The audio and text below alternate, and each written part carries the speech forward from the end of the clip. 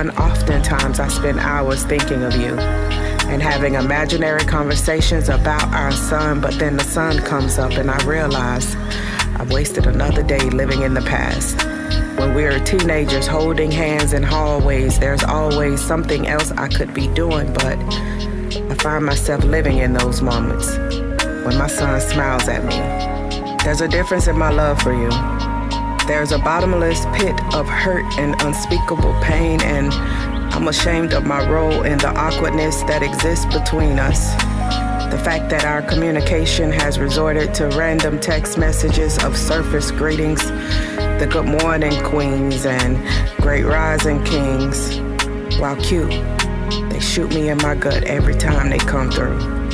It's like saying, let me speak so I can keep the peace, knowing good and well that we're on the brink of war. Fighting for our future, I see error in all of this. The broken family before becoming a family. The I love him but only saw him twice in his entire life. But if I'm being completely honest with myself, without overthinking, but perhaps overanalyzing, I'm still trying to overcome the fact you didn't want him or me to be, and something inside me wishes I could make your wish come true. Because who wants to be somewhere they're not welcome? So I don't call anymore. I only respond to text just to keep the war from breaking out today. Just to say, hey, I was checking on you. Because I haven't heard from you in a while, or call me when you get some free time, and that time never being worth it. Because the cash apps keep coming through. So I shouldn't have nothing to say, or I guess I should just be okay with you being a provider, because that's what men are supposed to do, right? Because the emotional neglect today is cheaper than the therapy we never get. Because it's easier to move on when you don't have to look your son in his eye or his mother in hers. Because obligation love isn't the same as unconditional love. Trust me, I know that one all too well. It's as deep as the earth's core because I love you that way. And that may be why I just rather not. I just rather stop. I just rather God show me how to stop loving you. Because today is just not a good day for a war to begin. Because I gladly stand on the front line. Because love is worth fighting for. But then again, why bother going to war when I could just love again?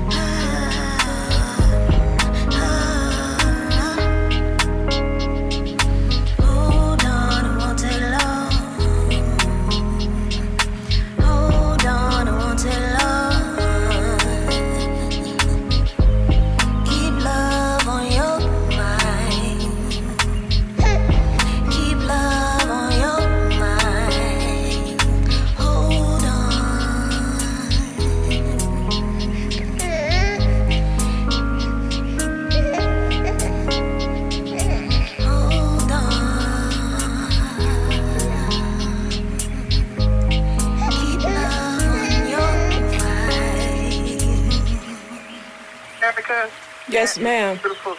That's beautiful. That is really beautiful. Like I was telling Taekwondo, that's a hard hit. That's coming from the soul, deep down in the soul of a woman, you know? A woman that is passionate and understanding, you know, to life for the child and the father and as a mother, expressing the deep depth of the heart, you know? Soul power, baby. That's beautiful. That's really beautiful. Thank you. That's real. It's real. Thank you. That's really beautiful. So, you know, I know that's going to be beautiful for you. You know, for those that understand that where it's coming from. You know, that's soul power.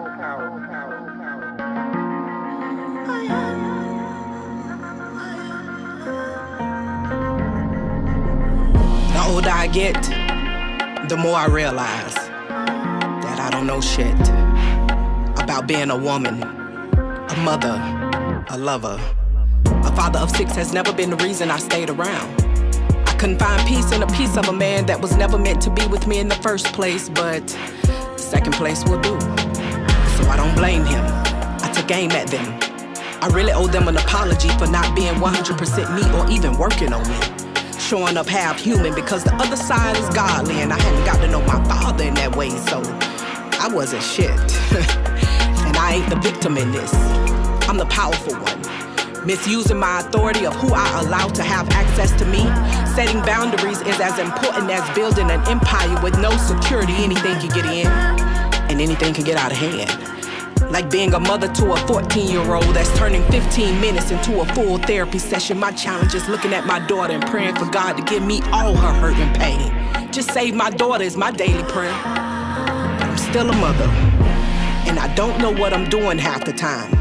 I'm juggling, knowing I have to do better with changing diapers, running multiple businesses, dropping off and picking up from school, eating healthy and breaking generational curses. But did I tell y'all that I'm the first millionaire in my family?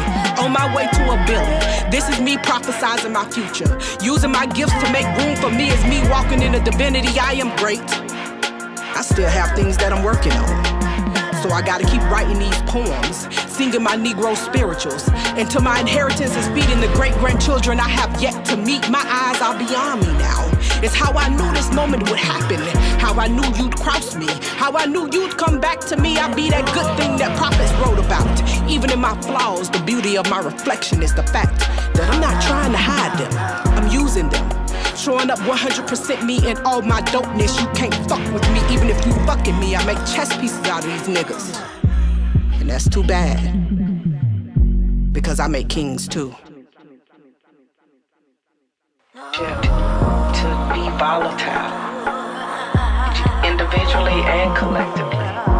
And it's amazing how, you know, we can look at a movie or something and see a functioning family, and we know that's the right way. But in our lives, we do everything contrary to that, you know? So it's me like knowing that I know my love for you, but I know that can't override the relationship you need to have with your son. Yeah. So I have to put my pride to the side, you know? Yeah. It's some shit I just won't say. It's some things I just won't do, you know? And it killed me. It literally breaks my heart. But what do you do with that? I've done it, you know? I've been in the depressive state. I've sat around in it and just, and then after a while you realize, man, that ain't helping. So what you do, you know? I come to the studio. I write. I get it out. Because it's better out than in.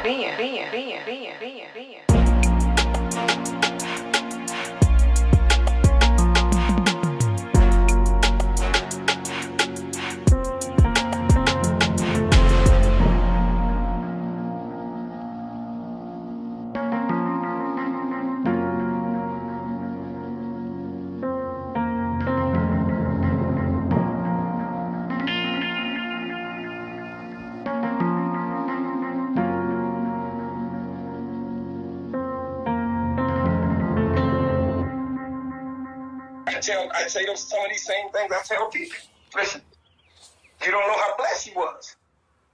And you don't know how blessed you was because you grew up with what? You had both mother and father in the same house. A lot of kids don't have that. Mm-hmm. So what you need to try to do, you need to try to understand and get in line. I'm not going to force you or drag you into any type of situation that you're not comfortable with, but you need to try to understand. What's up? We are back. The Bottom Up Podcast. Y'all know I'm your host, co-host Shakay sitting over there. Listen, we got a show lined up for y'all today that's very educational, but also y'all gonna like this one. Listen, as y'all know, this is the place we talk about all things black people, black excellence, black culture, you know, all the good stuff, you know. Today, we're gonna talk about our community. 6.5 million is where I want to start. But before we get started, y'all know I always like to give you something to think about, and we're going to take you back to last night. Step, roll the clip. Project. I've always felt that this project was about people making money, and this project has a lot of history, and I've never been really excited about the project at all. And I guess because I was very concerned about what the Northwest would get out of this project. And coming in the back end of this project was not a good thing. I do feel there's a lot of broken trust with this project. Although it's in District 4, we've had several roundtable meetings, which I felt was not effective, and that's not personal, Commissioner Smith. The attendance was very low on several of them. And also, I feel, which is not personal, Commissioner Smith, is that we've been, well, RMA has been in our city for 16 years. And it's sad to see the condition of the Northwest. And they've had plenty of time to do a lot more, I would say, in the Northwest. And that has not been done, but I would like to, in the future, look into amending their scope of work for this Northwest project.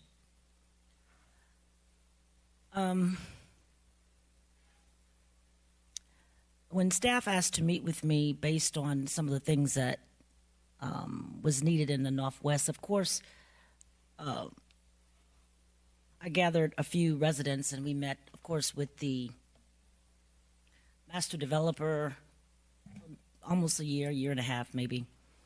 And of course, I said to so many of you that we didn't get anywhere. We didn't get any answers. We didn't get anything. It was just we were meeting. So, but we did list a few things that we wanted to see in the Northwest. And to this day, I never had the opportunity to present that to the community because RMA hired these people that took these lists of things and presented it for me. And I still to this day haven't presented it. So it was so much done, Commissioner Smith, that's not personal, but disrespectful on all levels. So when I met with staff, and staff said, well, we can give you $500,000, the Northwest, and well, we can do better than that. We'll give you $6.5 million for the Northwest. But, watch the but. You can't have any of that if you don't give us public financing. Okay? So that was the stipulation. So if I wanted to vote for the $6.5 million, right underneath it is public financing. So how do you go with one without the other? So it was the way that a lot of this was, I guess you can say, it just has a lot of history. This project has a lot of history, and I just feel with this project that we have a lot of people waiting with their hands out to make money. And in my opinion, this project is really about City Hall and the garage. That's what it's really about.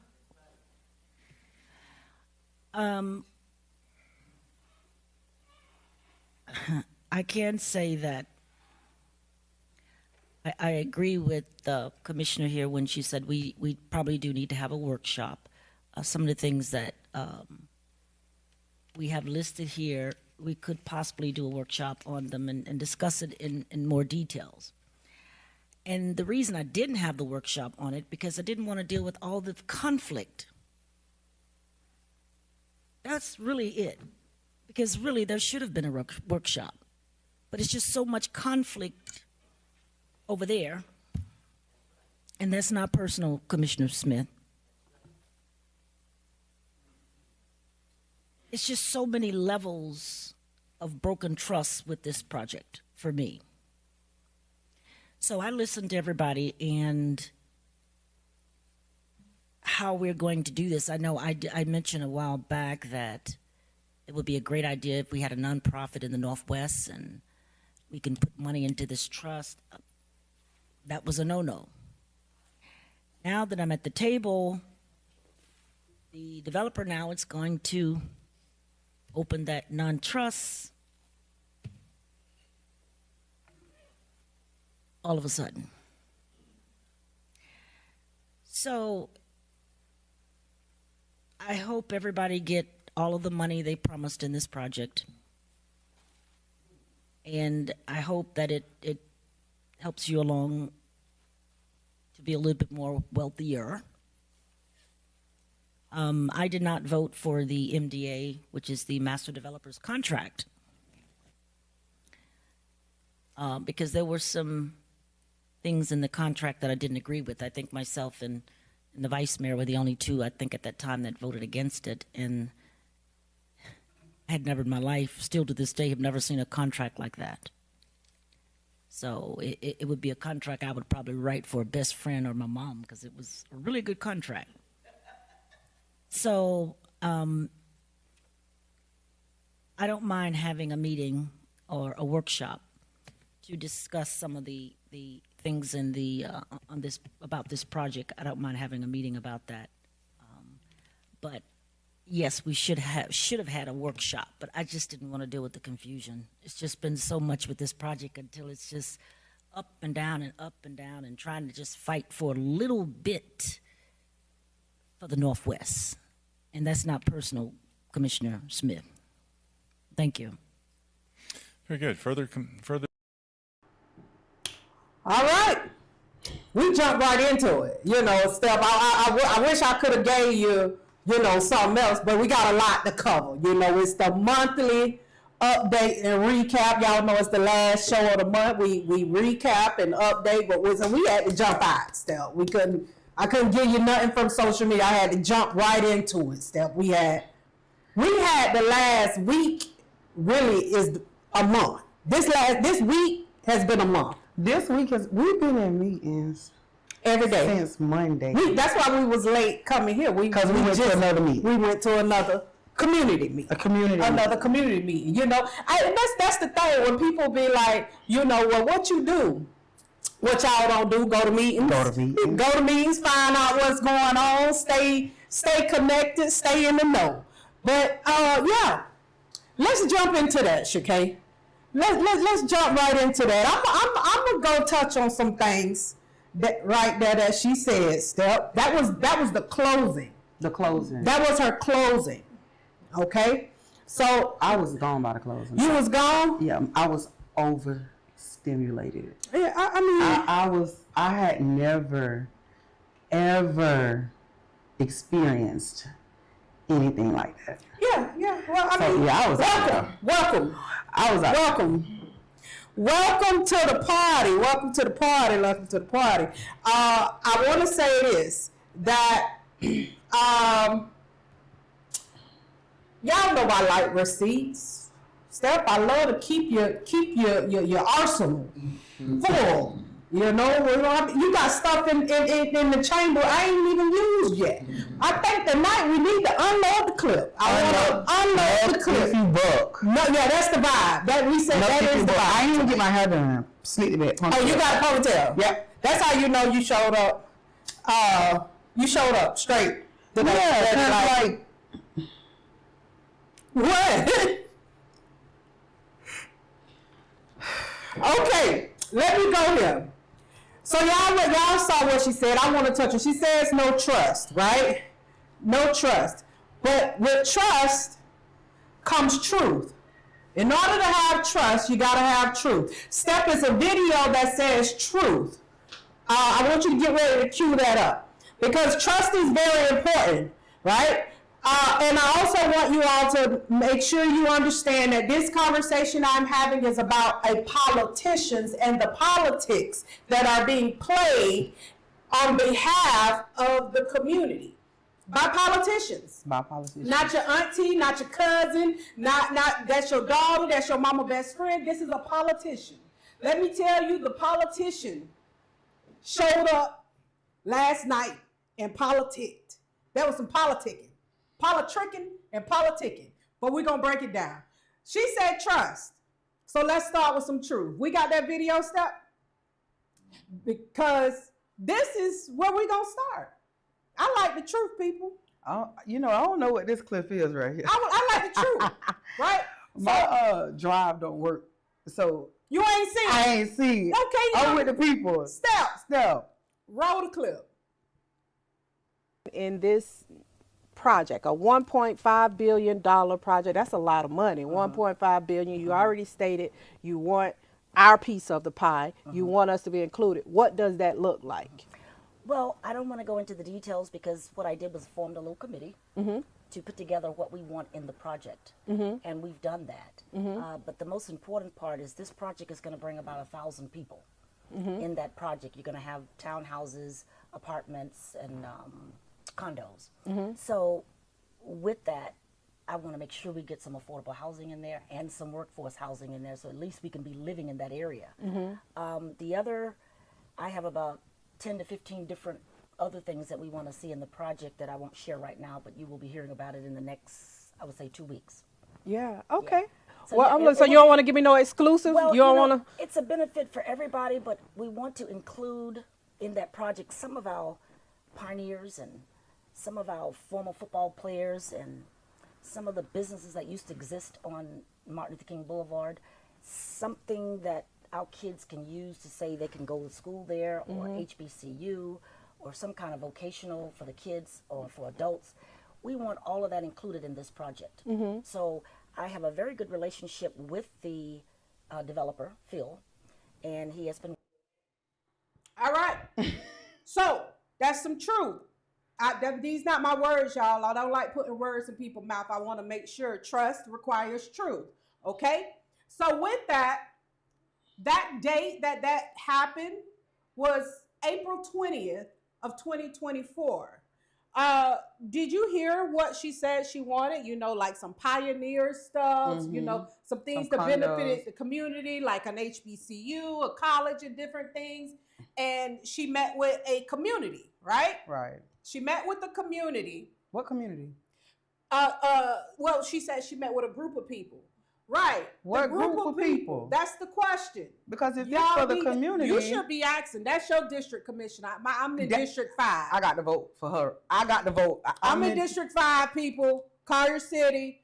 That's not my commissioner. my district. I mean, but I got to talk about it because what happened last night affected my district. So, but it was but that's your commission. Okay. Okay. So April 20th, 2024, she had already came up with the list. She had already came up with a list.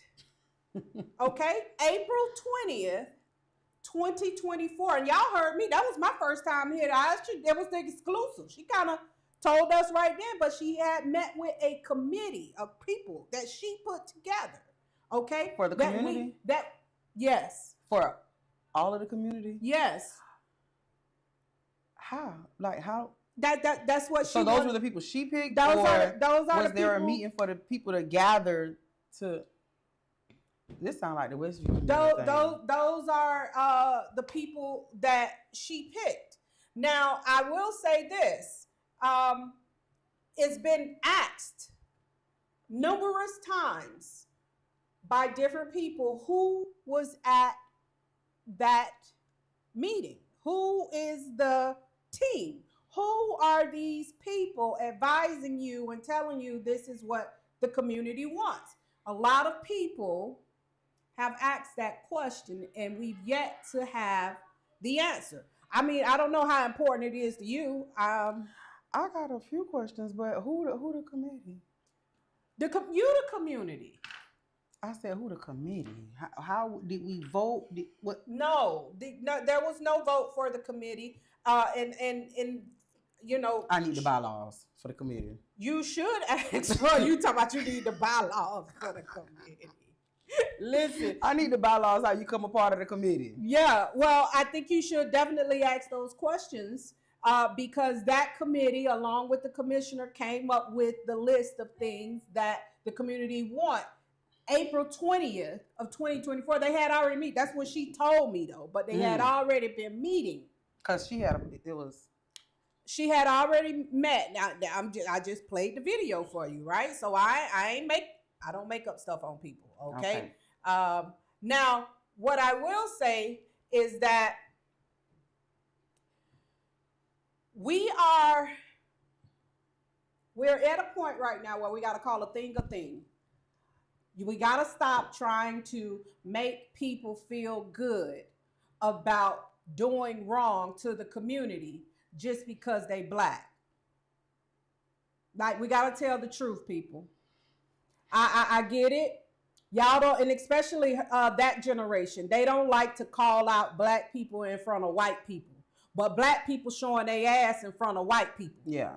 And they letting white people show their ass and they ain't saying nothing. Yeah. Like that's that generation. They will not speak ill or go against another Black person in front of white people. I'm like that too, to a degree.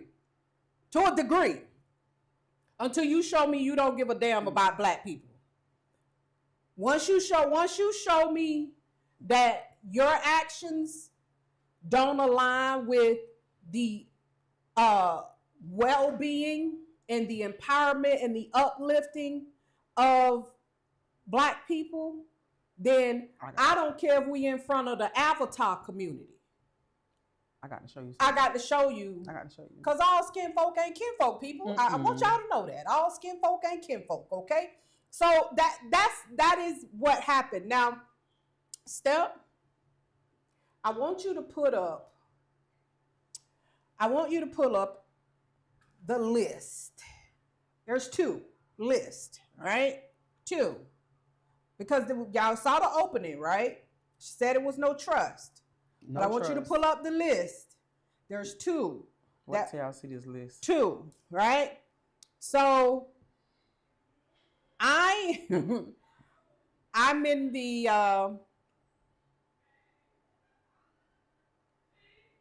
habit right now of just being real honest and transparent with myself, right? I know that I can get very, very passionate about stuff. And I raise my voice and I start saying things. But yeah. Let's start there. Other project elements. Actually, give me the other one first. And then we can go to that one, okay? But the list came up last night. And the list was part of what was a joint CRA and City Commission meeting about the downtown project. Now, look, y'all know I've been talking about the downtown project for years. For years, I've been talking about the downtown project. I've been unopposed to the downtown project, just like I am now for it. Change my mind. Change my mind, change my mindset. Okay? Change my position, change my address, change. Just happened. Whether I wanted it to or not. Change. I did the same thing. Change. I changed. Okay? So, this downtown project, you got the list? This downtown project was on the agenda last night. It was on the agenda. It was on the agenda. It was on the agenda, and the downtown project had some things that needed to be voted on. All right. Needed to vote on the MDA amendments. The amendments are what the district commissioner that is going to be directly affected, which the project is happening in District 4, even though this is a citywide project, is happening in District 4. So that district commissioner had the opportunity to negotiate community benefits on behalf of the community. Now, y'all heard her when she said the first time it was $500,000. $500,000. I remember that. Listen. $500,000.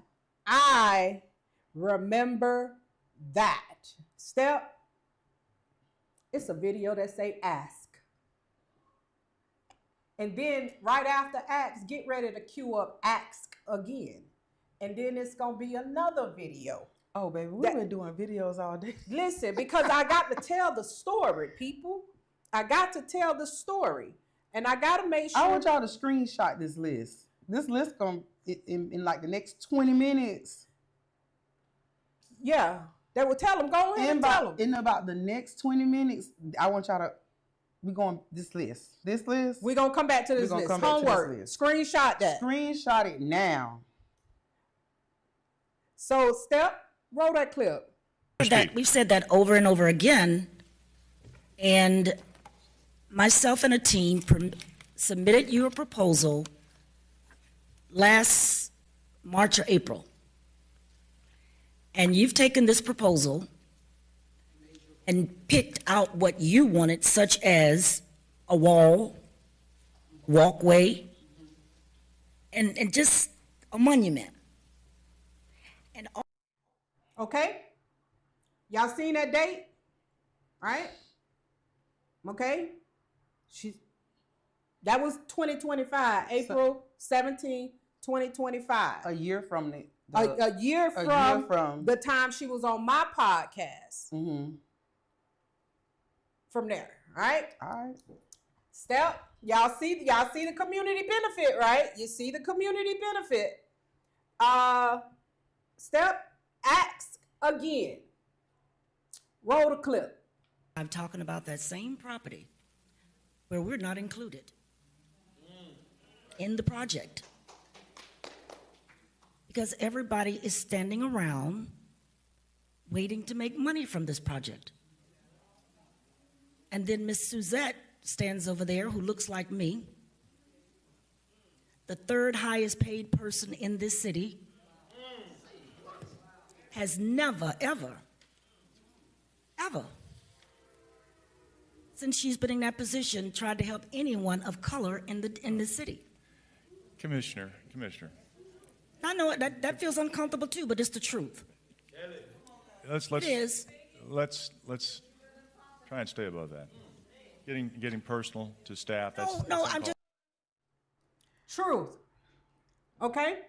I wanted to play that because she's asking, and the sass and the head rolling and the calling out of the only Black executive in the city, she does not have any of that energy for them two white women. None. She don't have none of that energy. She cowers to them. She cowers to them. It was evident last night.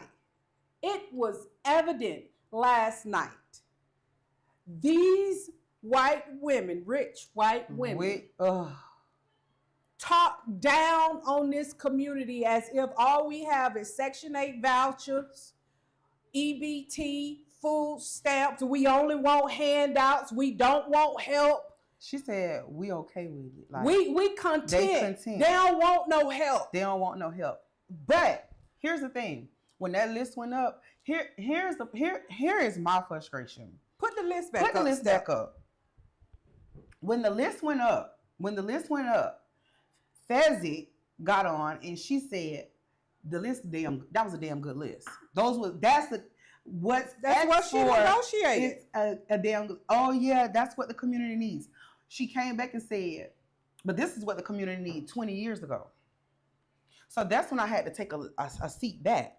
Mm-hmm. So the same time as she telling her community should have had these type of programs, she didn't open her mouth once. And I saw the seat I sat in, it's like Fezzik was looking at me and talking to me.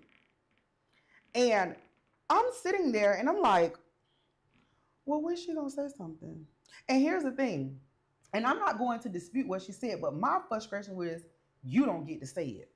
You don't get to talk about my community to me in front of them. You don't get to do it. Well, obviously she do, because who was supposed to correct her? The leader, our leader, was supposed to sit there and correct her homegirl. She did nothing. What she did? Nothing. She didn't open her mouth. And it drove me crazy because the night before, we sat in that same room till 10:30 while her other homegirl, Allison, asked for a $14 million bridge. A $14 million. The bridge on McNabb was $7 million and it's bigger than the bridge that Allison is asking for. Allison was asking for $14 million. She got on the microphone for 15 minutes. I'm over exaggerating with 15 minutes, but it's what it felt like. It felt like probably about 7, 8. To defend her getting a $14 million bridge. She about don't even drive over that bridge. That ain't even your business. Yeah, but she took the liberty to, support the commissioner who was asking. Let me make sure everybody understand about that bridge, right? The 6 Terrace Bridge. The 6 Terrace Bridge, and we weren't even here to talk about it tonight, but since you brought that up, because that ain't none of our business, but we're going to talk about it, right? The 6 Terrace Bridge, right? Budget for $7 million, right? $7 million. They were supposed to have a bridge. Don't get me wrong. The bridge is over the waterfront property. It's about 300-400 homes over there where it connects where they live. They need a bridge. They got it. It ain't like it ain't there. They got it, but it needs to be redone. The McNabb Bridge is already getting ready to go under construction, right? The same person, bidder, vendor that has the McNabb Bridge bid on the 6 Terrace Bridge. That 6 Terrace Bridge only had one bid. You open up for a bid and you only got one bid, and they bid for double the amount it cost, $14 million. The bridge cost $7 million, Step. That's what it costs. And they put in the bid that it was going to cost them $14 million because they needed to accelerate it, whatever. So the city rejected it. City staff rejected it because they feel they can get it for cheaper at a later date because that price didn't make sense based on the experts. You got Dr. Tammy Good, who's a resident of Pompano. And you got an engineer who's telling them that, hey, look, this is going to be cheaper, whatever. But her residents and her supporters, they want their bridge. They want their bridge. And they want it done in 6 months. Not only that, they want it done and they want to skip the line. They wanted that bridge and they want to skip the line, meaning the process, right? So it's not like they was going to get, even if they would say, okay, we're going to give you the approval, and then it wasn't like the bridge was going to start tomorrow. They got to go through permit, and they got to get through all these things. It wouldn't start to after next year, but no, they were saying skip all that, build our shit now. Tomorrow. Yeah. Build it tomorrow. Don't wait. We want our bridge. We want it. None of that what y'all talking about. We need our bridge. Approve this tonight. The team going out tomorrow. Yeah. And my commissioner. Who commissioner? Mine. Yeah, that's your commissioner. My commissioner. You got to vote for her. You and your whole apartment. I have to vote. Oh, yeah, you do. I have to vote. In your whole apartment complex right there. Where I stay at. Where you stay at. And I be on the podcast. Yeah. I went on her social media. She ain't had none of us since 2024. I be on the podcast every Thursday. My commissioner. She sat up there and she defended the $14 million. Now, Step, I got a clip. We clipped up. You got the clip? I got a clip. What's your clip? You finna let it loose? Go ahead. I'm gonna go ahead and let it loose. I forgot what I named the clip. Which clip you talking about? The last one with Darlene with Smith. Oh, that's Don't worry, I got it. Give me 1 second, Step. Not the audacity. No comment. That's no comment. You got it? Yeah. No comment. Yeah. So no comment. But that was just breaking down the 6 Terrace Bridge. So $14 million. The bridge cost $7 million. She wanted them to pay the extra $14 million to get it done because, you know, they've been waiting to get their bridge done. Since 2019 to get their bridge done. And District 4 been waiting since 1968. I got the screenshot in my phone. I screenshotted it because I went on the website and I love that the first time you go on the city website, it said Downtown Project and you can click on it and everything come up. 1968. Yeah. That's how long we've been waiting. But, you know, they've been waiting since 2019. See, that's what happened when you got money and privilege. You want your shit now. Okay, Step, roll the clip. Smith. I know that Commissioner Perkins has been working hard on this list of things that the community wants. And I think they've come up with some great ideas. And they've come from community, and she's done a lot of outreach, and she's been working with staff on this list. So I do feel that this represents, and Commissioner Perkins, if you can speak on that, so I do feel this represents what your outreach has been for the last couple years, is what we're voting on the list of things for community. I guess my question is just to you, Commissioner Perkins, to answer on that. Thank you. Very good. Thank you. Commissioner Perkins? No comment. No comment. Very good. Further commission, I've got Vice Mayor.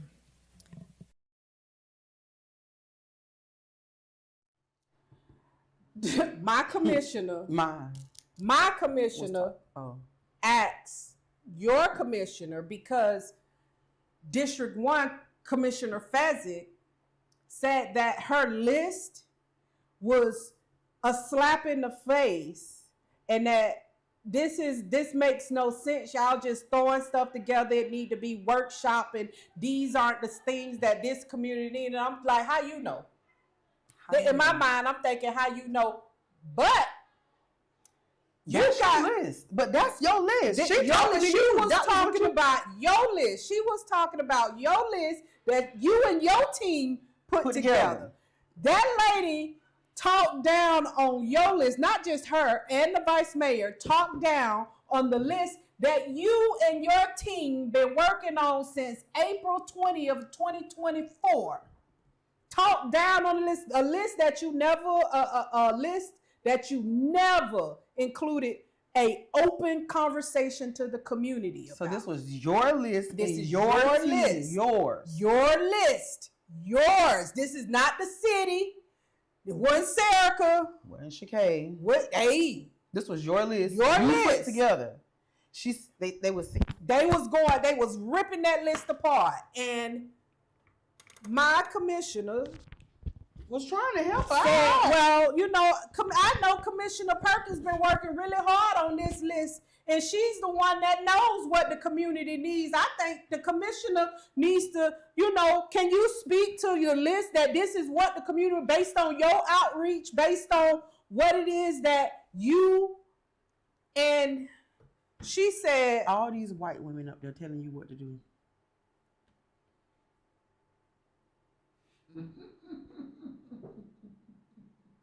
All these white women up there telling you what to do.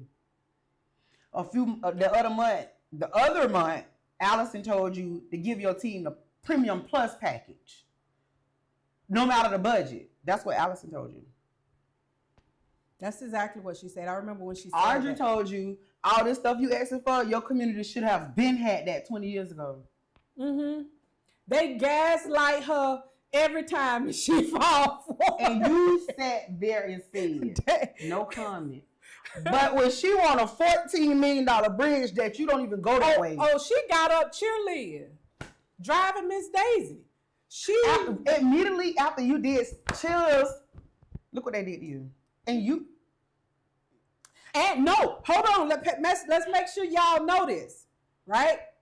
So in order for that list to happen, right? Put the list back up there. Screenshot the list when they get up there. Put the list back up there. In order for the list, for Beverly I'm sorry, my apologies. In order for the commissioner of District 4 to get what's on this list, $6.5 million contributed over 10 years, right? That will go into a trust that only the District 4 commissioner would have control over who's on that board to give the money, okay? If Johnny had 5 apples, He got 6 point, and he I got give you 6.5, 6.5 million instead. right? So this 6.5 million, you was gonna be able to go towards these programs, all the stuff that, you know, the community need per the commissioner and her team, that this is what the community needs. Step, put up the other part of the list. Advisory board, that all of these things was going into governing how that it was going to be in a trust. A pioneer monument, historical business walkway. Didn't we hear her say she wanted that April 20th, 2024? That's what she said. That's what she said. That's what she said she wanted. April 20th, 2024. Okay? She said it was going to benefit. It's something for everybody, for the community. Okay? Small business incubator and incentive programs. Community liaison consultant 2.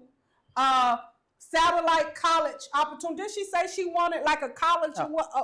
Okay. Land set aside for 2 years, MDA agreement. Education resource center within new EPAT Larkin Center if constructed. Local business enterprise participating funding, civic projects and infrastructure, $2 million added to the public financing, outreach, apprenticeship, like all of these things. It's for the community. This was part of her negotiation. She negotiated this deal, and listen, I mean, if I just say, like, you coming from 500,000 to 6.5, like, hey, you did your thing. You did your thing for your You community. You did what you were supposed to do. Yeah, you got it up there. Okay. You did what was supposed to be done. Yeah, you got it. Now, when you went into that table to negotiate, because I'm in business, when you go to negotiate, you come and tell them what you want, right? And you got your list of what you want, right? And they say, yeah, we can do that. And she said it. But we'll give you that, but ain't you negotiating, right? Negotiating. So if I tell you, you tell me this what you want, guess what that come with? I gotta tell you what I want. So the city said, we'll give you all of this.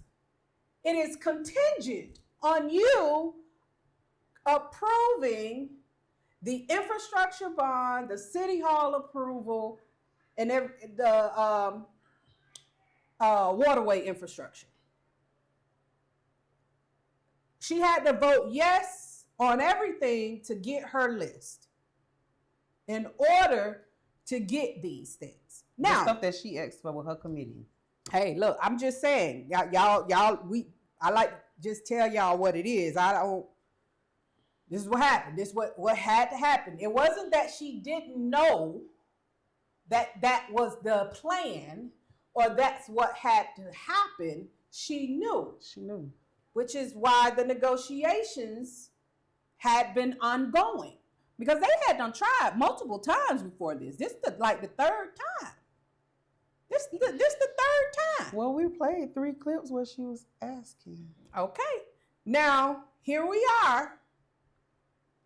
She voted yes on the MDA agreements.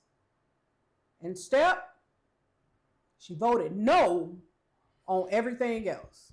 What does that mean? What does that mean? If you voted yes on the MDA agreements when you knew, because you said they already told you, hey, we'll give you this. It's contingent on you voting yes on all of these. So you voted yes on yours just to play in people's face. Just to show the people, hey, yeah, I said I wanted it, but I wasn't willing to get them what they wanted to get what I wanted. because she felt like she was being what? Blackmailed, something. Shit. I don't know. But see, this is politics, right? This is this is politics. This is what I'm talking about. I'm talking about a politician, right? I'm talking about a politician. I want you guys. Not even a real politician, because they know how to get what they want. Of course. They know how to get what they want. Of course. Because guess what I know gonna happen? Allison gonna get that bridge. She's getting that bridge. She gonna get that bridge. She gonna get that bridge. And guess what this community gonna get? A new downtown. Yeah.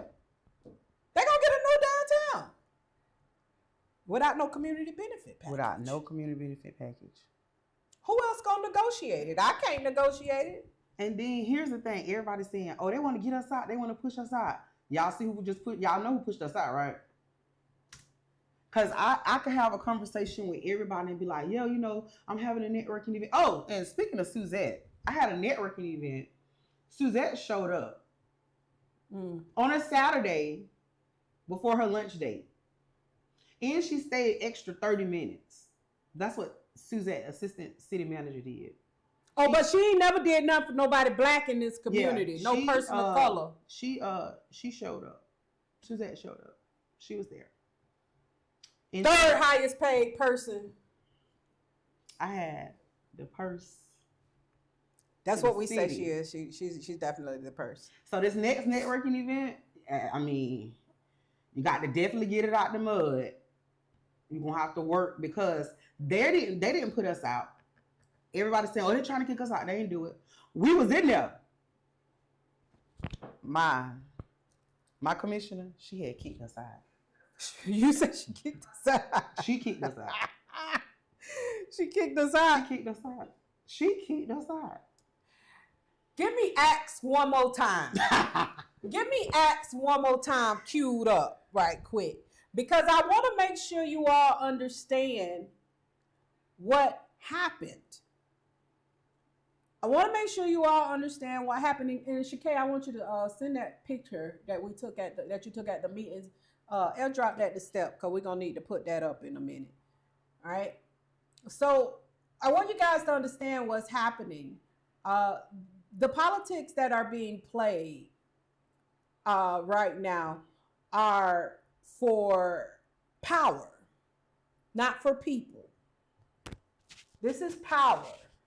This isn't for people. So I want to make sure you all know, because you're the people. You're the one who's actually have the power. You're the one that actually have the power. And I want to make sure you guys know what politicians are saying and doing. Okay? Step, roll the clip.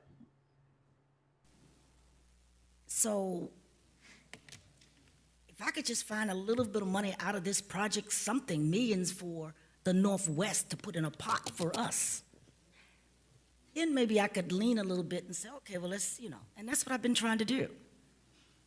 Because nobody's thinking about the community. Nobody's actually thinking about the people that live around. They had put 6. What was that day, April 30th, 2025?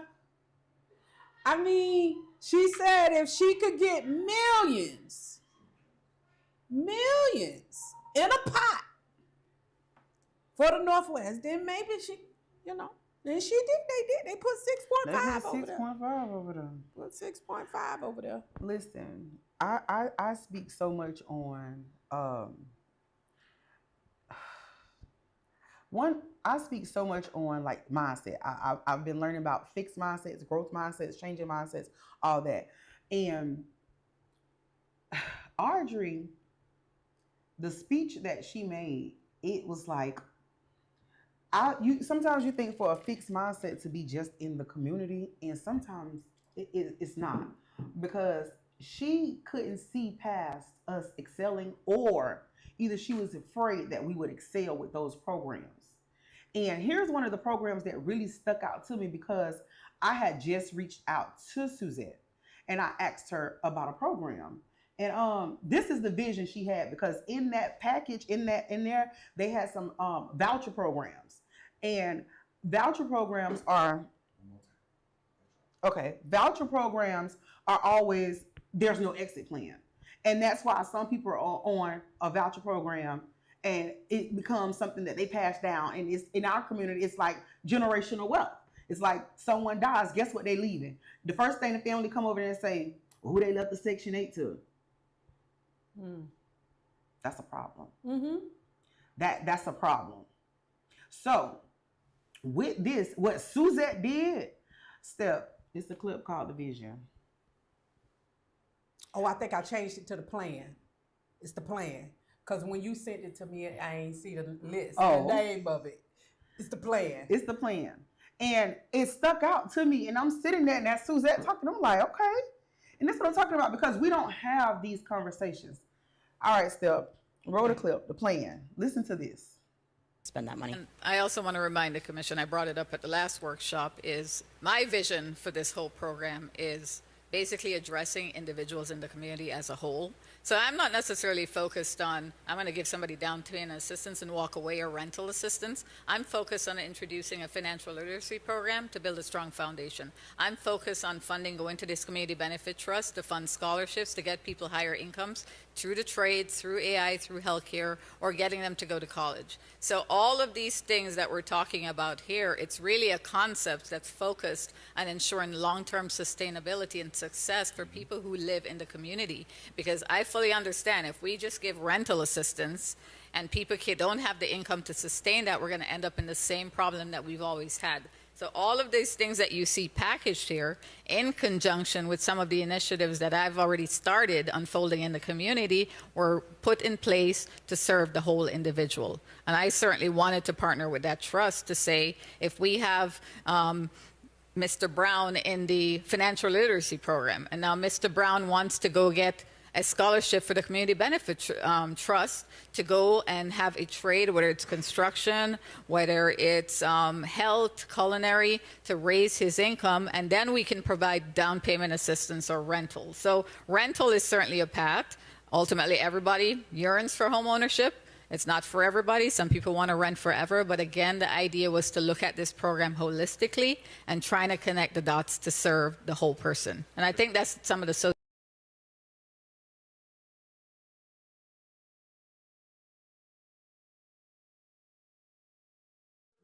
Suzette with the city. And there's not a day that goes by that we have a conversation or at a meeting where there isn't real thought put into how to address the issues in our community from the bottom up. And see, the problem I have with the politicians that's sitting up on that dais, on that hill, is they're looking down with the solutions. Trickle down don't work for us. These programs working with Suzette, her plan came from the bottom up. People like me.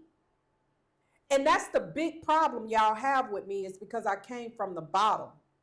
That's the big problem the politicians up there have with me, is because I don't align with their idea of what a community person should be. I have my own thoughts. I'm a free thinker. Y'all ain't gonna just tell me anything. And Suzette listens. And we don't always agree. I don't always agree with Suzette. I don't always agree with anybody. Yeah. Okay? But what we do agree on is coming up with strategic plans that can be implemented to really help people. And that plan that Suzette came up with, it's because she was listening to the community, not the commissioners who ain't never been in that position. And I've said this, y'all listen, the audacity, speaking of the audacity.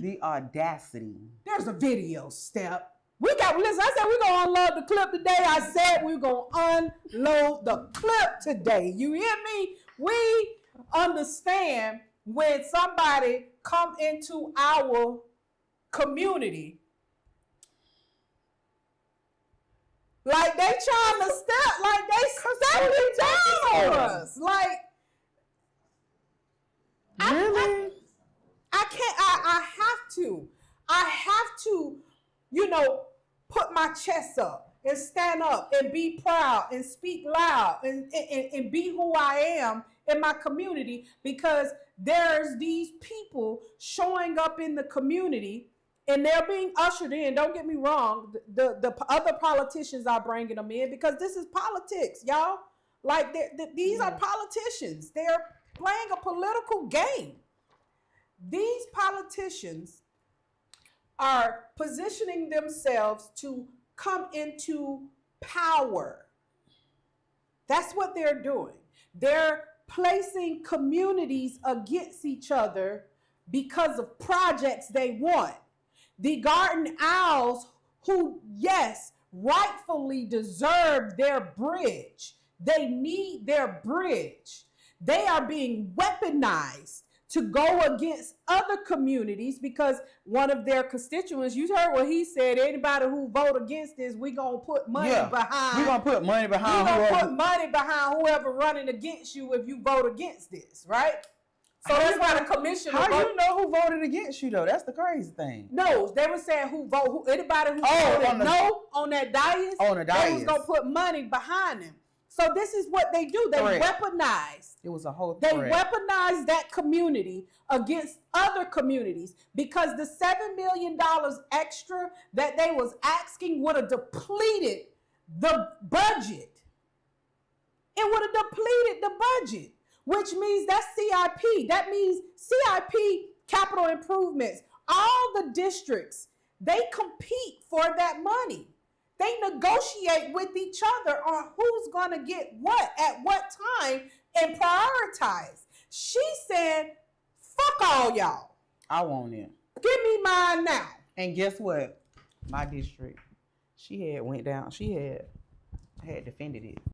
And listen, the thing is, I'm not saying that they don't need the bridge. I'm not saying roads don't need to be paved. When we start prioritizing, if you triage, let's say this city is a body, and we go, and it's time to start, healing. It's some areas in the body that needs immediate attention. When you triage, right now, the Northwest is hemorrhaging. Yes, it is. It's blood being just oozing out. Money being poured in, $5 million being poured in just on policing. Just on police. Okay? And we're talking about now addressing the issues, and they're keep bringing up the socioeconomic issues. And listen, because they read a book and they watch Lean on Me, they think they know what really going on in the community. That ain't what I'm sorry, that don't give you the expertise needed to address these issues, because I guarantee you, even though the district commissioner is from the district, she is a politician, a career politician. She's a career politician. And she is being very political right now. And I'm not making this be personal, because she's a politician. It ain't personal, right? But I've had my contract be asked to be taken. Step, it's always something coming up about the podcast. Always. Man, Step, did you know we made the newspaper again? The commissioner brought us up in the podcast. The podcast. That's our AKA. Bottom Up Podcast, AKA The Podcast. The Podcast. They gave us the name, The Podcast. The Podcast. They keep bringing up the podcast. So I want to make sure I cue this up right for y'all. There's a lot of Audacity. It's on sale. I think it's on clearance. Buy one, get one. Buy one, get two. Buy none. Get it. Just get it. Audacity. They giving it out. They giving it out. The Audacity. There's a video that say Audacity. Step. Roll the clip. Of many of people in the community who wear different hats, right? But as it you can't fix everything. And I feel like that's what we're trying to do by throwing all of this together in this. It's a noble concept, and it's one that the community would support, right? Everybody knows that these are things that the community needs. That's what we heard time and again. That's what the community needs. They need these things. However, does it have to be linked to this downtown project? Does it have to be linked to public financing? Or should it be something that the CRA plan should be addressing through TIF funds outside of redevelopment, maybe it's on its own? And they could have been doing that for the past 30 years, right? So, but we haven't gotten there yet. So I applaud the honorable concept, and I agree that we have to treat the whole individual. But you have to also remember that some of the people who will apply will want those services, and some will not. If you want to hear the frustration in anybody's voice, you could talk to Cassie about how much she wants to help everybody. There's some people who just don't want it. The financial literacy, some people might say all in. I would love to learn. There's some people who are not going to know how to do it and don't want to. They're happy with the way that they're doing things, and they like what they're doing. So these are definitely, like you mentioned, socioeconomic problems. They're community problems, but they're ones that we can help and serve, and churches and local businesses, even our CRA programs, should we adopt them or adopt that as part of the plan to focus on those programs rather than it being attached to a downtown that only is okay if or only part of the project if we use public financing. I think it's not right. So I do want to reiterate again, the whole community benefit trust. Sorry, I'm not done. Okay. Thank you. And because I only had one more thing, and it's about affordable housing. So on here it says the developer has 15% workforce housing. Well, that's great. Okay. So listen, this is the thing. She says it's a noble cause. Noble. You know that sound very privileged. It sounds very privileged.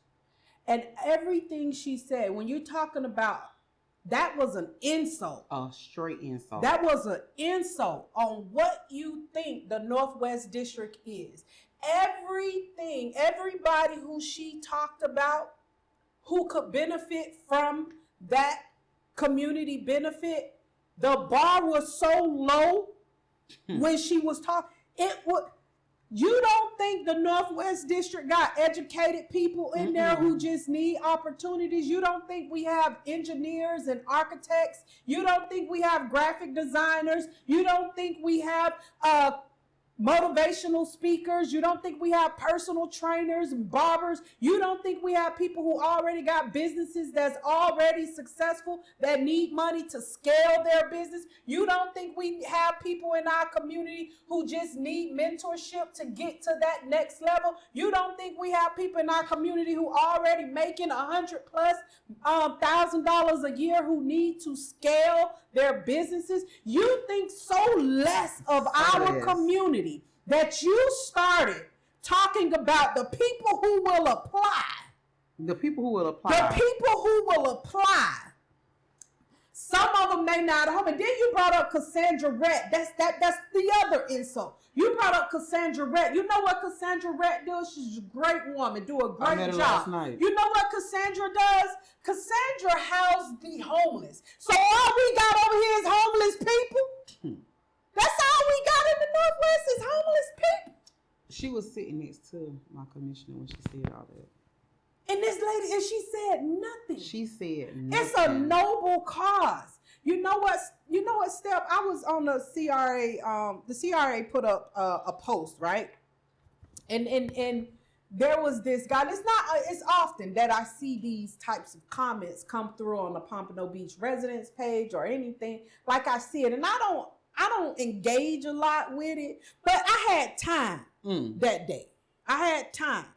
And there was somebody who posted about the only thing, 95% of that community on Section 8 and food stamps, and they don't want nothing good. And just, what? But what he said is the same thing she just said. It was the same. It's the same thing she just said. And the commissioner said nothing. Didn't open her mouth. Didn't open her mouth. So this is what I'm saying. This is what I'm saying. When people are talking about, hey, we gotta stick together. Who supposed to stick? What am I sticking to? What am I sticking to, y'all?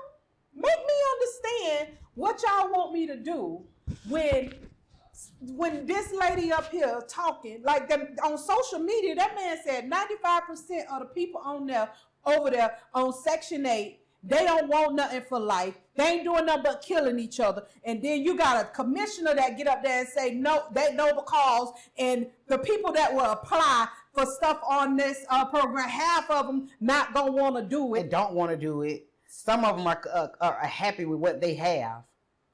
That's what you think of our community, and then also she actually in the community. She in the community right now. In the community right now, and she's amongst a vulnerable class.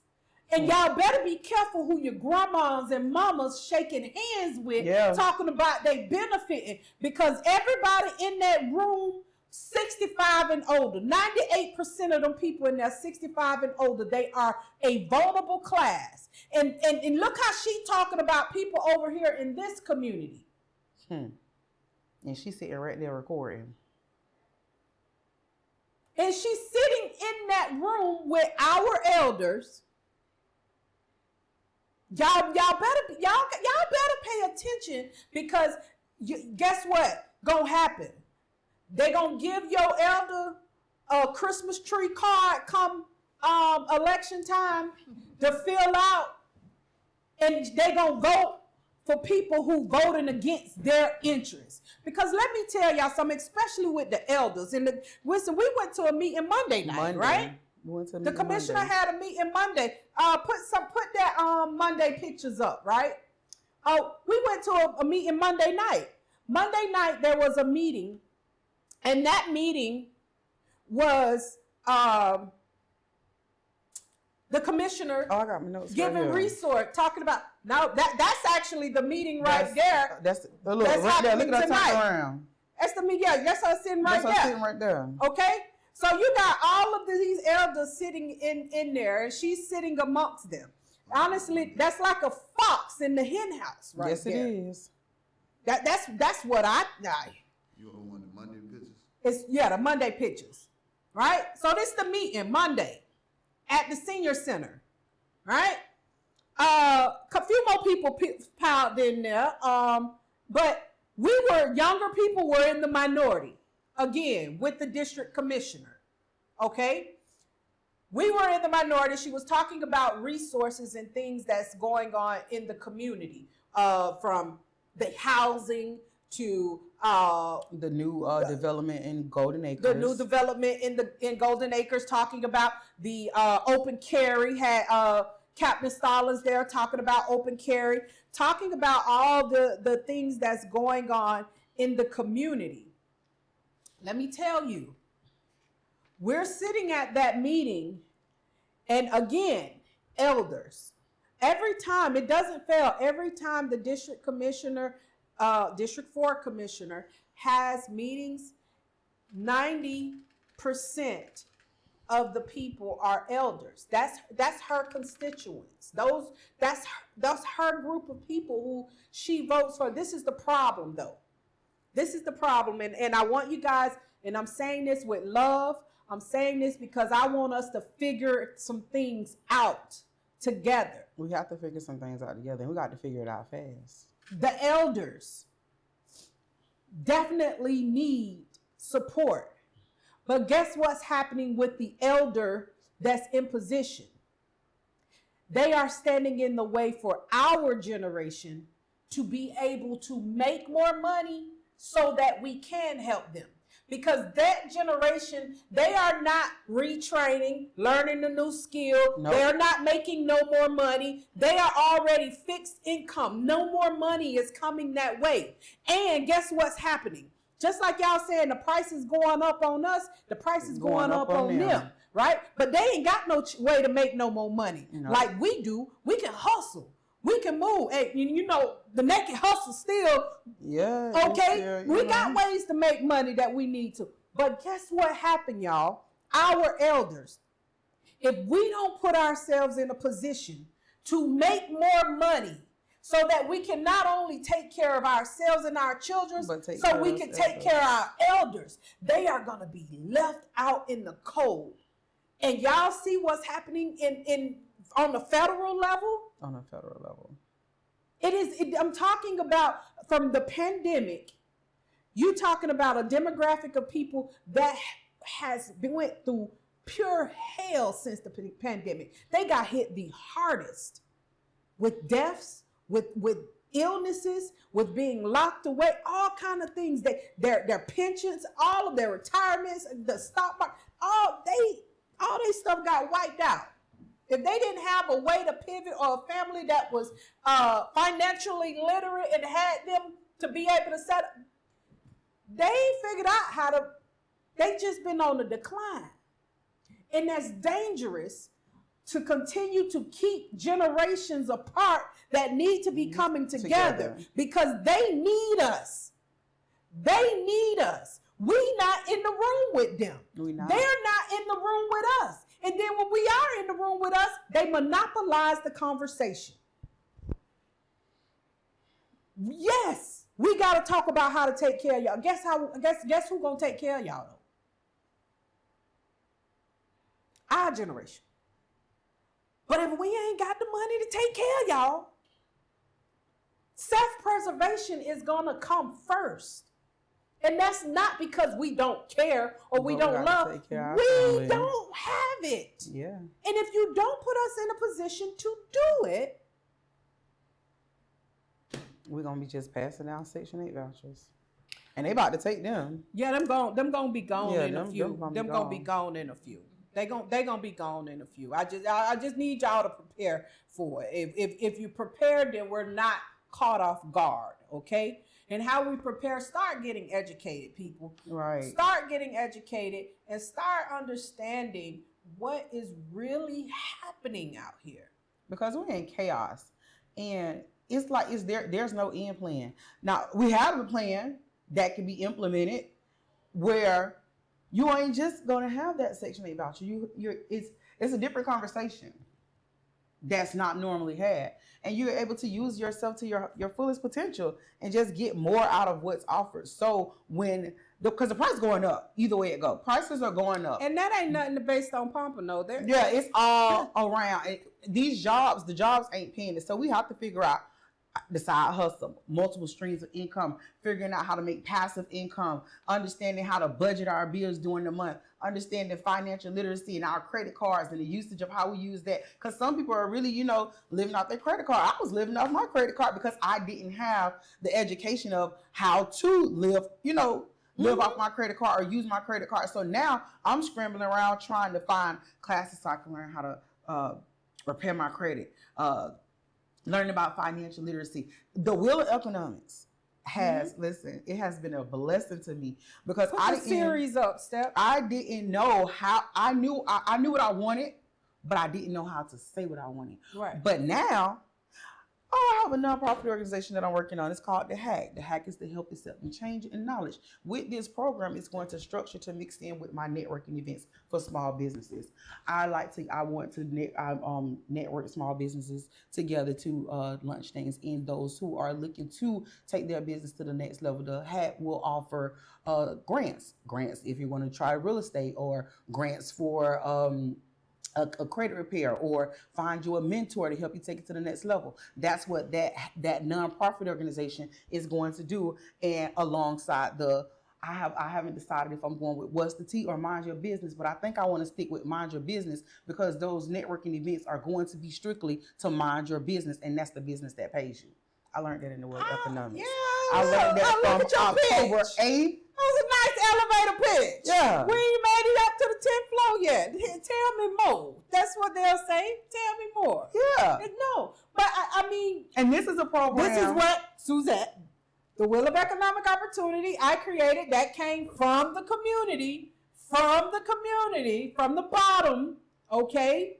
Lotus Mindset, working with the city, working with Candace Witherspoon of Legacy Financial, who's also part of Lotus Mindset, we're listening to our class doubled. Yes, it did. And we got a class next week, You November don't want to 5th. miss it. That's at Pat Larkins. I wonder if she could hear me. Look, we are positioning ourselves. Yes. Because they already done chose now to move forward. Step in some pictures of what the new city hall gonna look like. I think we need to put them up. Because I don't even know if people know that we moving forward. Moving forward. We moving forward. I'm saying we moving forward because the city got what they wanted. What the city needed last night was approval of the city hall design. That's what they needed. And that's what they got. That's what they got. They got approval of the city hall. Y'all know who voted on it? 5 commissioners voted for it.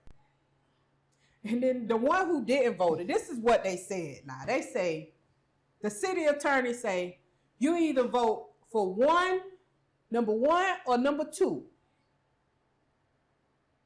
1 or 2. District 1, Commissioner Pheasant say, well, what about 3? You see, it's the air between the ears that you got to really pay attention to really hear what's being said. The city attorney said it was 2. 1, 2. She said 3. Not my commissioner. Not my commissioner. Either. But the one that want to talk about our community having a noble cause for a list. Girl, please. City hall design. That it got approved. Got approved. So that means shovel go in the ground next year. Yeah. 2026. Looking like maybe sometime around there. It's gonna go shovel going in the ground. Things are moving. More expensively though. Yeah. But hey, that's what our commissions vote for. You know, my commissioner didn't vote for that. I mean, I'm just not getting to know my commissioner. I said I'm gonna just mind my business over in District 5 now, because District 4,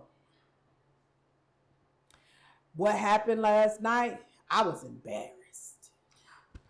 It was almost like we was, you know how the teacher asks everybody, like they going down the line and everybody reading a paragraph, and it's like the only black person that was supposed to read their part of the paragraph got an attitude of slim. got to flip the desk. Lord, keep messing up. I just don't know. I just don't know. I think it was frustrating, y'all. Yeah, I cried. It was you cried. Steph, I was crying. She was in there crying. I was in there crying. Yeah. Why you crying? I felt insulted, and I felt insulted, and the only person who could defend me didn't. She said nothing. What you think she was gonna say? I think you kind of giving her a little too much credit, but go ahead. What you think she was gonna say? I don't know. I honestly don't know, but I feel like she should have been like, well, wait a minute, or something, just to stop her.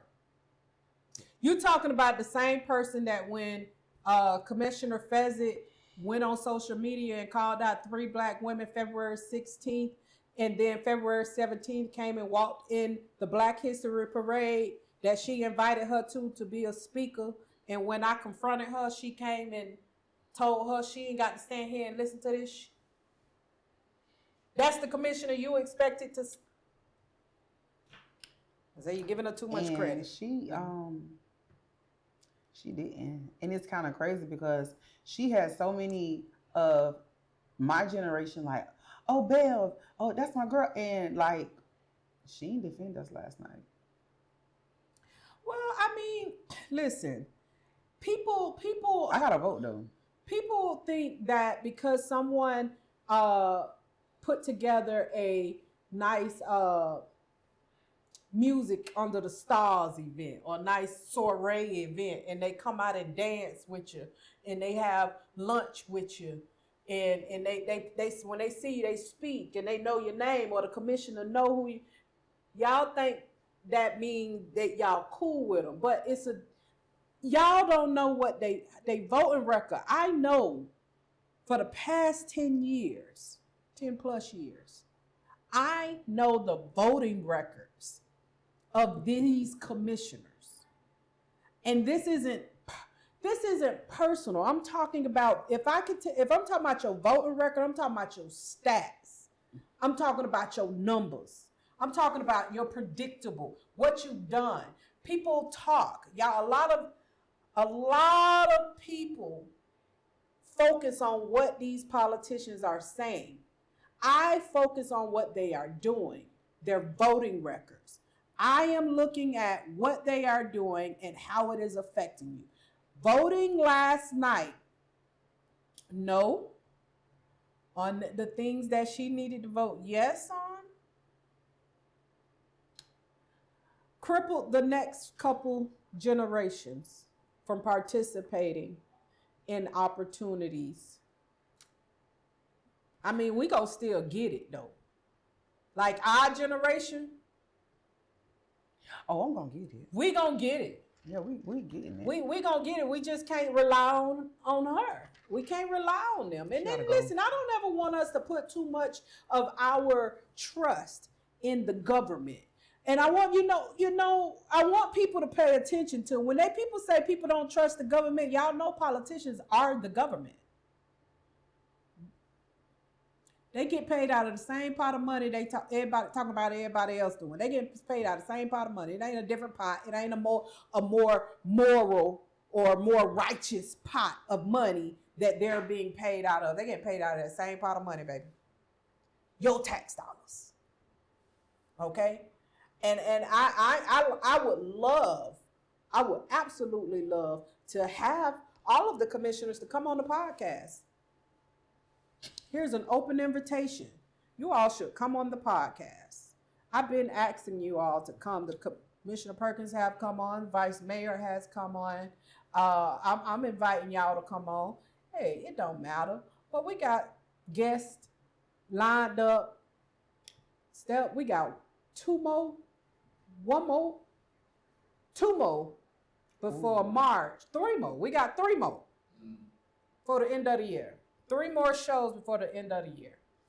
We have a show next week, and then we have a show the following week.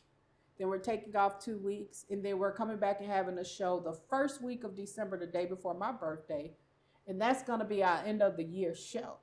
Okay, and then we're going to be shutting it down, but we got stuff prepared for y'all to keep engaging, to stay in. We got stuff prepared for y'all. We just letting y'all know we got some stuff, and we need to prepare for next year, because next year, come January, come January, we got to turn it all the way up. We got to turn it all the way up, and we got to prepare. We got to prepare, and that's what we'll be doing. So let's recap.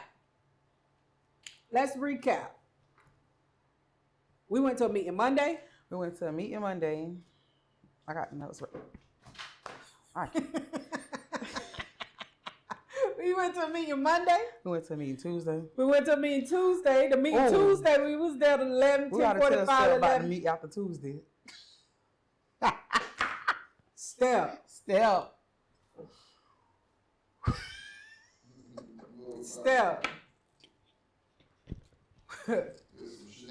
What? You talking about some hands was about to be thrown and everything. Boy, look. It was about to go down. And look, it's me and her stand right out there. Look, they talking about what y'all coming out here for? Hey, we were just making sure y'all was all right. I just moved over because I was being nosy. Nah. We were just making sure y'all was all right. You know, but hey, look, if y'all were going to throw hands, we was going to watch. Yeah. We was going to watch. It was the way we got it. Listen. I say, when they were sitting there arguing, And Shakay looked at me. I said, Shakay, if they go in the lobby, we going in the lobby. Listen, still, she was so smooth with it. She was like, "Hey, meet me in the lobby." I couldn't even hear what they were talking about on the device no more. I was this way. What you gonna do? And you want to know? They were sitting next to each other, arguing, sitting next to each other, shoulder to shoulder. It's like, go outside. Let's come in and go in the lobby. Go in the lobby. Want to go in the lobby? Go in the lobby. What you want to do? What you want to do? Go in the lobby. Look, one got up, went out. The other one picked her purse up and went out. We got up and we went out. We got up and we went out. It was like one of the scenes how we got up. You know how when one black person started running, all black people run. That's how that was. It was like one person. We was all on the same road. We all got up and walked out there. Oh man, listen. Oh. But while we were standing out there, I think you had done left. It was about 7 or 8 of us out there. 7 or 8 black folks standing out there. I had left. You had left. And the vice mayor came out. And she walked clean by us and ain't say nothing. She won't look. She done did it to me before. She ain't say not one word. It was 7 by 8 black folks all standing out there together. And I'm like, and she only, Sharon said, "Good night, Vice Mayor." That was the only reason she spoke, when Sharon said good night. And I'm like, y'all see this? Y'all got to pay attention. See, she's not speaking to the people that show up at those meetings. She want to go take pictures with the people in the community who don't know no better. Don't know no better. Y'all don't know what really going on at these commission meetings. So I done found out. Hey, they ain't that smart. She gonna go either. and look, and she gonna go take a picture. She'll find herself next to a black body at any point. It's like a selfie moment. She gets excited. Girl, go over there. She gets excited. Taking pics with the colors. What? What? Listen, and then I think there was a lot of things that was said from them too. She was talking about, I don't want to just keep doing these handouts. And I'm listening to them talk about this community. And at some point, I'm waiting for the commissioner to be like, whoa. She don't say nothing. She ain't say nothing. And then, with all this she's saying and talking about, well, the rental, 95, what she did say was 95% of the living quarters in the downtown is gonna be rentals. They're not gonna be homesteads. So that's not how you build generational wealth, with renting. And I want to know. I would love for them to tell us how they came into their millions. I would love for them to give us do a workshop on how you came into your millions. How, Commissioner Fezzik, how did you end up living on the beach in the mansion? What was your skills that landed you there to help you get the millions? Put on a workshop for that, Don't do it Monday at 9:00. No, don't do it then, Because I go to work. Vice Mayor Fournier, how did you get your millions that you got? How did you come into it? But she's a smart woman, though. I watch. Very smart. She's a very smart woman. She's a very smart woman. She's smart. Okay. I don't know if this gonna make sense, right? She's smart. She's a smart woman, but she don't say a lot of bright shit. Like, give us the class, y'all, on how y'all came into y'all generational wealth. Tell the people of Pompano how you got your generational wealth, Commissioner Fezzik and Vice Mayor Fournier. Do a workshop. Tell the people how you did it. And even if you do that, I want you to be very aware. You may not listen to my podcast. I think you do, because you keep bringing it up. Okay? But somebody gonna tell y'all I said this. They gonna send it to you. But even if you have a path to generational wealth, either one of you, your path to generational wealth will never be our path to generational wealth. And the audacity to insinuate that you know the only way to create it is also not addressing the privilege you have that our community doesn't. Y'all gotta really stop, because y'all like to gaslight the commissioner, and every time y'all want her to vote y'all way, well, the Northwest community been promised stuff. The Northwest community ain't got this. The black community ain't did this. And every time a white politician throws up the pain of black people in black people's face, y'all gaslighting us. And we know it. We know it. Y'all ain't got to remind us of our pain and what we did. We know. We know. We know. Y'all ain't got to keep saying it. Y'all keep saying it because y'all want the one black commissioner up there to vote with y'all. And she do. I don't know if I don't know what they, I don't know. I don't like them. Because that's exactly what happened. After Suzette gave her presentation, she came back and she was like, oh, but how are you, basically saying like, how they going to pay for it? What if it failed? Then we be still like, why is failure? Why do you feel like you're going to fail? Well, I think she feels like, I think, I'm going to tell my opinion. I think they keep saying it's risky. This is a risky project. It's risky. We don't need to take this risk. We don't need to take this risk. What I hear when those two say we don't need to take this risk at this time is we don't need to take that risk on them people. Yeah. In that community. That's what the other one got there. That's what I hear. The one with the Flintstone shirt the other night. Who? The guy who always get up. He got up. Does the community have something to say? I can't think of his name, but he always get something. Mr. Skaversky. He just say anything. He don't want it over here either, but he try to make it seem like he's looking out for the community. No, he don't. That ain't what he doing. No, but he does the same thing. He does the same thing that man on social media said about the 95% being on Section 8 and EBT and all that, and that the commissioner said that the people that apply for this program, half of y'all ain't gonna want it, and then the other one y'all just contented, then the other ones don't know how to do it. Y'all happy with what y'all got? They all talk the same language, and it is very low educated, low IQ, low impoverished mindset. And y'all gotta stop talking to us like that's our only mindset. We have a wealth mindset. There are people over here who have that mindset, who are already working and doing the things without y'all help. And when you talking about what people doing in the community, what has Commissioner Fezzik ever done for our community? I just want people like now. She's in a position now, so she's talking now. She's a politician. That's what she's doing. But what have you done before you got that position? That's what I want to know. Because every time y'all get in that position, y'all know, listen, anytime somebody get in that position, they always, put sugar on top of it.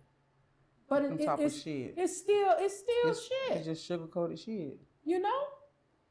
But I think you all think we don't know any better. And I think you all are used to having conversations with people who don't know any better, i.e. the cowboy lady that's those the people y'all talking to. Y'all talking to people who 2 front teeth missing, and it ain't because they just don't have the teeth. Y'all that's who y'all talking to.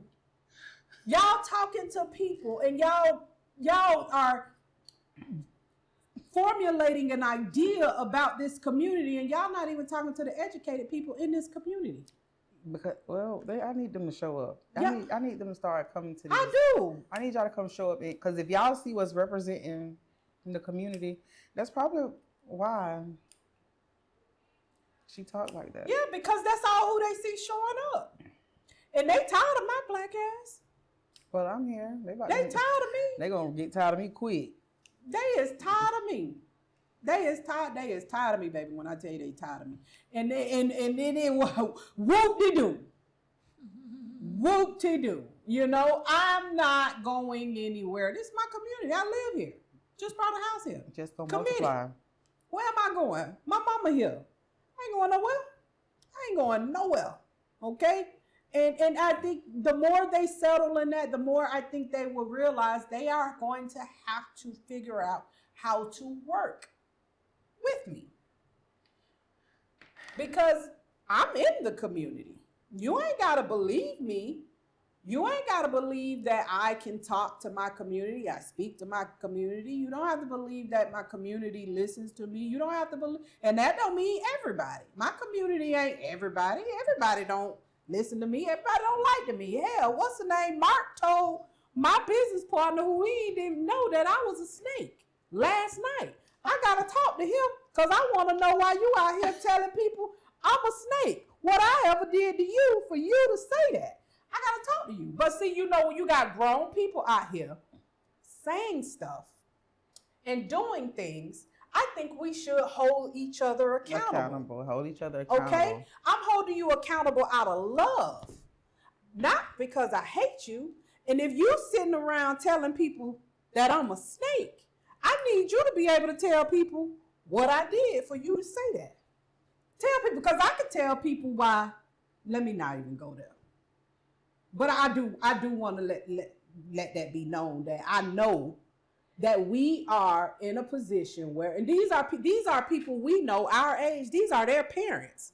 These are the elders.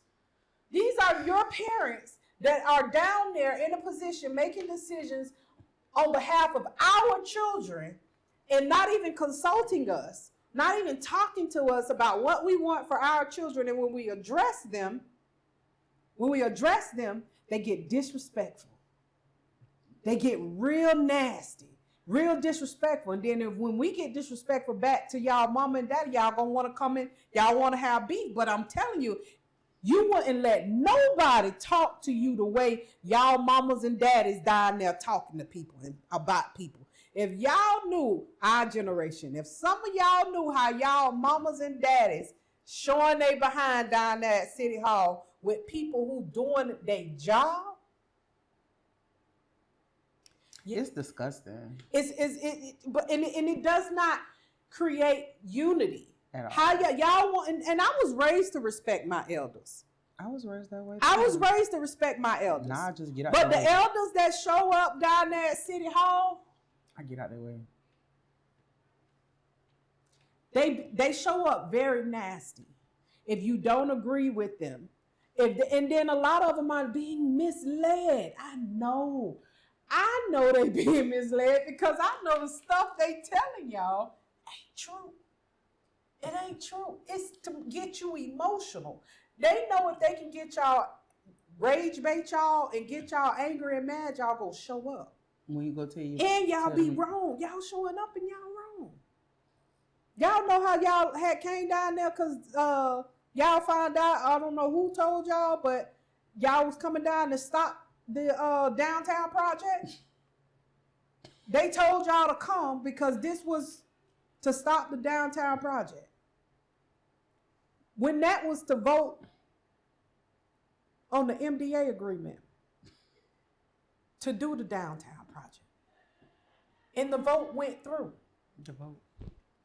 See, that's how I know. A lot of y'all, a lot of us are getting the wrong information, and we are not holding people accountable for lying to us and misusing our trust. And we're not doing that in the right way. Look, that's just where I'm at with it today, y'all. We had to come in and let y'all know. Y'all need to get involved. You need to come to these meetings. 6.5 million going down the drain. Gone. Okay. Out of here. Opportunities gone.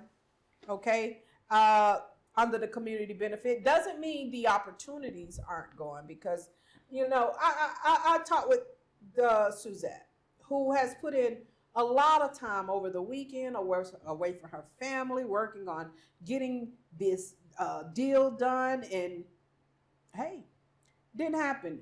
Suzette is committed to making sure those who want it gets it. I'm committed to making sure we get the information, we have access to the resources. November 5th, Small Business Wheel in Motion. We back in class. We at the Pat Larkin Center. We at the Pat Larkin Center. Bring your laptops. Bring your laptops. Get ready to work. Candace Witherspoon, Legacy Financial. We on this train. I'm on the train. We going that way. We going to progress. I'm on the train. We going to the future. And I don't know what y'all about to do. I mean, I'm about to put together. I'm going to put together some lists for some networking events. I wanted to get through November 5th because I wanted to actually plan it out and not feel like I'm rushing myself.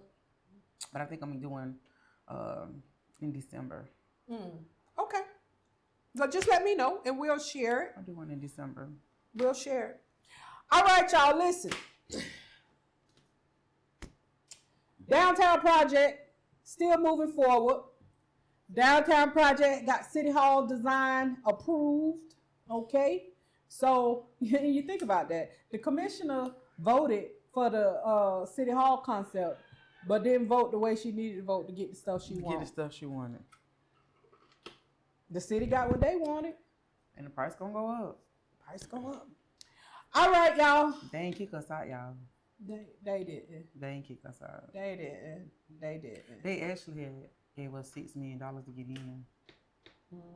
6.5. 6.5. Don't leave the 0.5. Well, actually, once they did all the math, it came up to 20 million.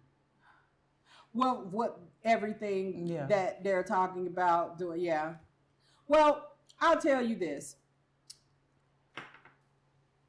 I know we are we're a resourceful people. We're resilient. We're a loving people, you know. But we gotta start loving each other with some accountability. If I don't hold you accountable, you should question if I love you. If I tell you I love you and I don't hold you accountable, you should question it. I hold you accountable out of love, not because I hate you. Okay? We are the Bottom Up Podcast. I'm Serica. And I am Shakay. We're going to keep bringing y'all this information. We're going to keep putting it on the docket. We're going to keep holding people accountable. Wait, I done made it a docket. You done made it a docket. You done made it a docket, goddammit. We're going to keep bringing the facts. Pissed today at work. With a little razzle dazzle, and every time I ain't even show y'all the article where the commissioner brought up the podcast, but we could talk about that another time. We can talk about that another time. We had shit going on. Yeah, it was a lot going on. It was a lot going on this week. But I want to thank y'all for tuning in tonight.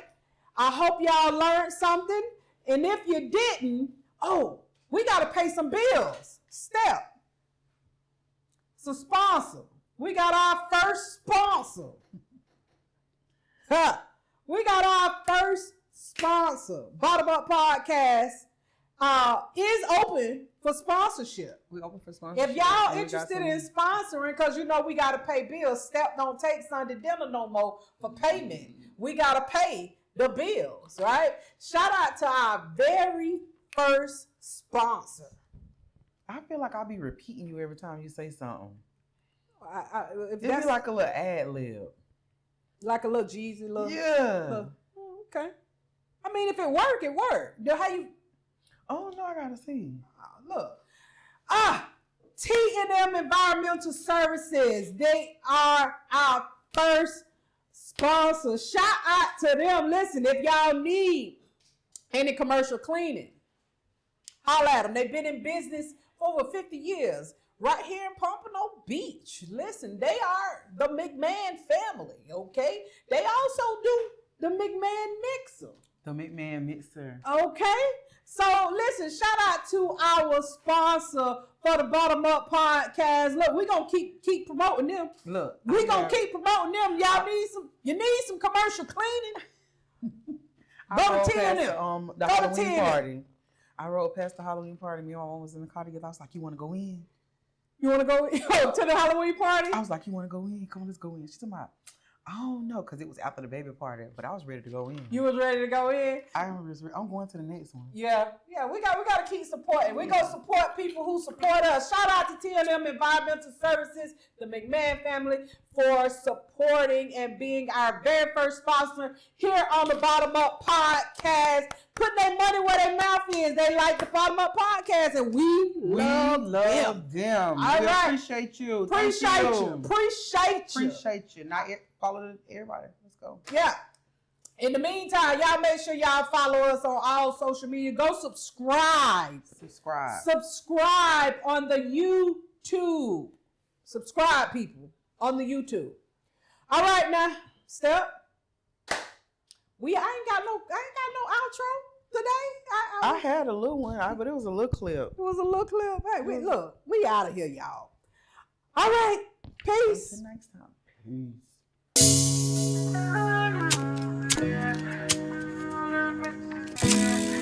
Yellow boy Zay. When I think of love, I think of the war being over. Weapons of mass destruction finally being destroyed, one machine at a time. Because you are the one, Trinity, be my infinity. Never let me go far beyond the flesh that holds us. Let's encode our code into the cheat code. We so encrypted the way we slip in and out of spaces without folks knowing our IP address.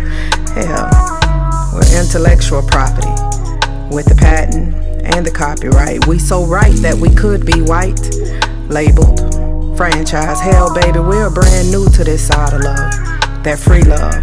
That you're not my property, I don't own you type. Cause I'm honored to know you, to be in your presence is a gift. Because you don't owe me anything, and I don't owe you either. But I thank you for your time. I really want you to be my person. I am a lover, come and discover. Foxes and wolves and birds and nests. When we in our zone, yeah, we both can rest. Gonna rest. Joy and pain, sunshine and rain. Joy and pain, sunshine, and since it's gon' rain, we gon' be alright. She'll enjoy the way I grew in pain.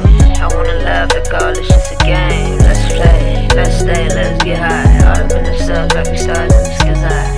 Light signs, love lines, written by the hands of God at one time. One time, two times.